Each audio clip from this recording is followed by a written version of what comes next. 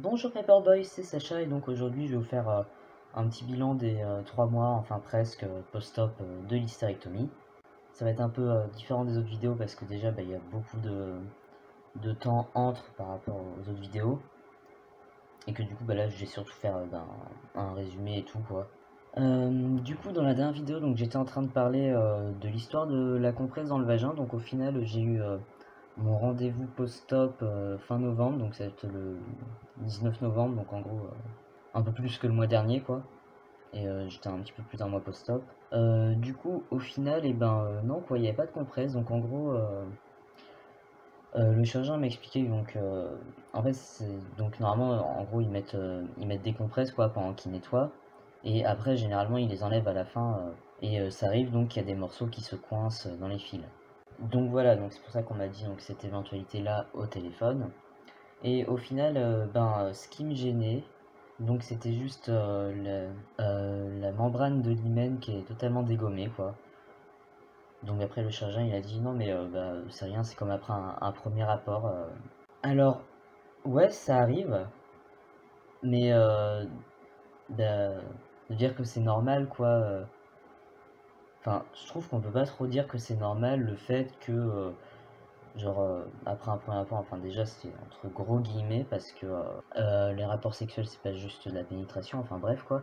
Mais du coup même, enfin de dire après une première pénétration par là, de dire que c'est normal si l'hymen il est totalement dégommé et que t'as les lambeaux du truc qui pendouillent, ça arrive malheureusement fréquemment, mais pour moi en fait c'est pas trop normal quoi. Parce qu'on en avait discuté avec mon copain et en gros, normalement, euh, si on y va progressivement, et c'est pas censé faire ça quoi. Parce que l'hymen c'est un truc élastique et tout quoi. Donc voilà quoi, pour moi c'est pas trop la norme. Enfin, malheureusement si, mais c'est pas normal quoi.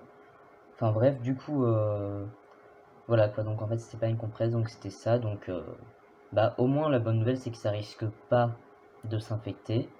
Après le truc, c'est que c'est quand même gênant, enfin, au fur et à mesure que le temps passe, je commence à m'habituer, mais bon, c'est quand même relou. Voilà. Euh, Sinon, donc le deuxième point, donc j'ai reçu mon compte rendu. Voilà, donc on se reprend donc sur le compte rendu d'opération que j'ai reçu parce que du coup ma médecin me l'a transmis parce que du coup sinon moi je l'aurais pas eu.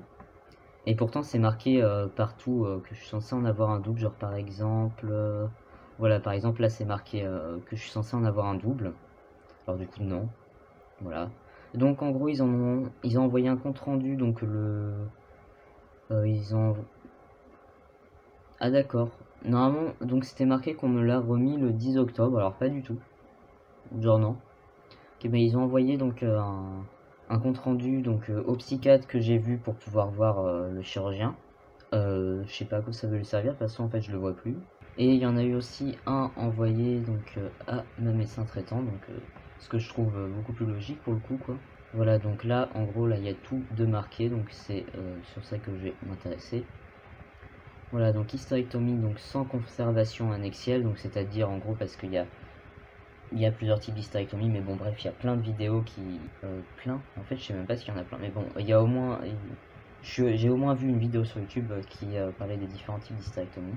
Donc en gros il y en a où tu peux conserver les ovaires, voilà quoi par exemple, et donc là c'est pas le cas, voilà. Donc par stéréoscopie en anesthésie générale, voilà quoi. Donc indication syndrome de Benjamin, donc c'est un autre nom donné à la transidentité. D'ailleurs, je préfère qu'il marque syndrome de Benjamin plutôt que de marquer genre des trucs comme trouble de l'identité sexuelle comme c'était marqué sur mon ancienne LD ou juste transsexualisme en fait. Alors, technique. Donc trocard de 8 sus-ombilical pour la caméra. Donc en gros, ce qu'on a la cicatrice au-dessus du nombril, donc c'était une caméra. Trocard de 8, donc ah oui, la taille, donc en fait c'est le millimètre de diamètre, je crois. Donc dans le flanc droit et dans le flanc gauche pour les bras du robot. Et trocard de 12 en para-ombilical gauche pour canal opérateur. C'est le truc que j'ai pas trop compris en fait quand j'avais regardé la première fois. Donc en gros, alors, je sais pas si on le voit. En gros, donc bref, je devais avoir la caméra là, donc logique. Généralement c'est au niveau du nombril. Donc par rapport à l'axe, donc là c'est sûr c'était un bras du robot. Du coup je déterminerais que ça ce sera un bras du robot aussi, ou alors ça se trouve c'était ça. Mais celle-là elle est plus grande comme cicatrice, donc je pencherais plus pour là où il y a eu le trocard de 12. Donc en gros canal opérateur, bah, j'ai essayé de chercher, j'ai pas trop compris. Donc j'ai l'impression que c'est soit de la lumière, soit une autre caméra. Donc ça se trouve en fait j'avais deux caméras genre là quoi. Alors après, c'est là le truc, comme j'étais en train de dire dans la dernière vidéo que j'avais parlé, donc avec quelqu'un qui avait reçu son compte rendu et que c'était pas très précis. Et ben là, on est encore sur un truc semblable quoi. L'utérus est de taille normale. Ouais, ça veut dire quoi? Bon. Alors, l'annexe droite est normale mais ovaire polykystique. Et l'annexe gauche est normale mais ovaire polykystique. Donc en gros, j'avais les deux ovaires polykystiques. Donc ce qui explique un peu pourquoi ça me faisait mal avant en fait. C'est là après quand j'ai vu ça, je me suis dit bon, bah tout prend sens. D'ailleurs, quand j'y réfléchis actuellement, là je suis arrivé à un niveau où je me rends compte de l'utilité de cette opération. C'est-à-dire que jusque là avant en fait bah, ça me faisait mal parce que l'opération, donc je n'avais pas trop la différence. Et là du coup je suis quand même à un niveau où ça me fait moins mal qu'avant, donc c'est plutôt cool. Et du coup bon bah voilà quoi, ça a du sens. D'ailleurs même, donc avant donc ça me faisait mal genre par là, mais aussi ça allait jusqu'à dans le dos. Et du coup, bah, enfin, même là en fait ça me fait moins mal quoi. Bon après il y a aussi du fait que je fais de la kiné, donc peut-être il y avait du dos et tout, mais je pense que en fait des fois les douleurs en fait ça peut aussi se répercuter, donc ça devait être plutôt lié quoi.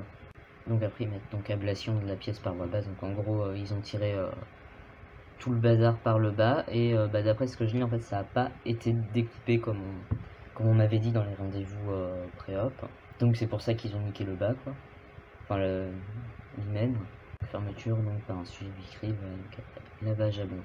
C'est là où je comprends pas parce que en fait il y a écrit lavage abondant après fermeture du vagin, donc en gros genre je sais pas, ils mettent d'un liquide physiologique pour nettoyer, mais du coup s'ils ont fermé le vagin ça s'en va par où quoi. Ce qui m'a un petit peu choqué, genre durée de l'intervention 1 heure.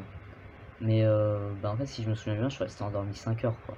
Donc après, je sais qu'il y a toute la préparation du robot et tout, mais sinon, je crois que bah, j'avais commencé donc à reprendre un peu le sport, genre peut-être un petit peu avant le mois quoi, mais genre doucement quoi en fait. Ce que je faisais donc avant l'opération, donc c'était je suivais plusieurs vidéos d'entraînement de Thibaut InShape par jour, voilà quoi. Et donc bah, j'ai pas recommencé directement par ces vidéos à lui parce que c'est un niveau quand même assez dur et c'est assez intense. Donc j'ai téléchargé des applis parce que en gros bah, en fait c'est par niveau les applis, donc il y a des niveaux débutants. Bah, en fait j'ai commencé petit à petit genre à travailler différentes parties du corps, et puis j'ai fini par les abdos à la fin quoi. Donc j'ai dû faire un truc comme jambes d'abord, puis bras, dos et abdos certainement. Sinon par rapport à la mamec, donc ça fait quand même plus mal, bah, surtout au début en fait c'est plus intense, mais ça fait mal vraiment beaucoup moins longtemps. Donc au final, bah, je peux pas réellement dire s'il y a une opération qui est plus gênante que l'autre quoi. C'est pas tout à fait pareil, donc je dirais que c'est kiff kiff au final. Bah, par exemple, la Mamec, j'ai attendu plus pour reprendre le sport quand même, parce que ben, c'est au niveau des bras et tout, ça bouge plus que là, et en plus c'était des grandes cicatrices que là, sur le ventre c'est des petites cicatrices, et puis ben, c'est le ventre quoi, en fait ça bouge moins quand on fait des activités. Bon, c'est juste que les abdos on a tendance à les utiliser plus souvent, mais voilà quoi, en fait il n'y a pas vraiment de risque d'élargir des cicatrices par rapport à la Mamec, parce que la Mamec en fait j'ai attendu genre 2-3 mois quoi, enfin 2 mois avant de recommencer un petit peu le sport, et puis 3 mois pour m'y mettre vraiment. Mais après, c'est plus pour éviter d'abîmer les cicatrices que par le fait qu'on peut pas quoi. Du coup, j'ai terminé ce petit résumé bah, par les cicatrices, donc je mettrai une photo à la fin. Donc d'aspect extérieur, ça va à peu près. En fait, il y a juste des fois elles font des trucs bizarres. En fait, elles deviennent rouges vifs. Bah, en fait, c'est qu'elles sont un peu en inflammation quoi. Alors, il y en a une qui a tendance à être dure. Pas toutes, genre celle-là ça va quoi, c'est pas trop dur, ça non plus, ça non plus. Mais ça, euh, c'est dur en profondeur quoi. En gros, là ça fait une masse, bah, une masse toute dure quoi. Genre en fait je peux même attraper quoi. Donc d'ailleurs je crois que j'ai des points de suture internes au final là-dedans, enfin ça se voyait pas d'extérieur, mais je devais en avoir quelques-uns. Et donc je sais pas, donc je pense que c'est peut-être plus du tissu cicatriciel parce que ben ça peut faire des amas de tissu cicatriciel, je crois. Enfin, je préférerais ça plutôt que ce soit un point qui s'est pas résorbé. Parce que par exemple, genre sur les cicatrices de ma mec, j'ai un truc un petit peu comme ça avec ce téton, quoi. En gros, bah là j'ai un énorme amas de tissu cicatriciel, quoi. Donc je pense que c'est plutôt en train de faire ça, donc voilà quoi. Du coup, bah je suis en train de les masser et enfin je mets du bioil dessus, quoi, parce que j'en mettais déjà un petit peu de temps en temps sur les cicatrices de ma mec, donc bah, je me suis pas embêté à racheter un autre truc, donc je fais avec le même truc, surtout qu'en plus bah, c'est tout petit. Bon et bien bah voilà. Je sais pas quand est-ce que je referai une vidéo sur l'IST, mais j'en referai certainement une à un moment, mais il n'y a rien d'autre quoi qui va vraiment se passer, à part juste peut-être ben, au niveau des cicatrices, et du coup bah peut-être que je ferai une vidéo genre vers un an post-op. Ouais, je pense que je ferai une vidéo vers un an post-op, voilà. Hop. Au revoir.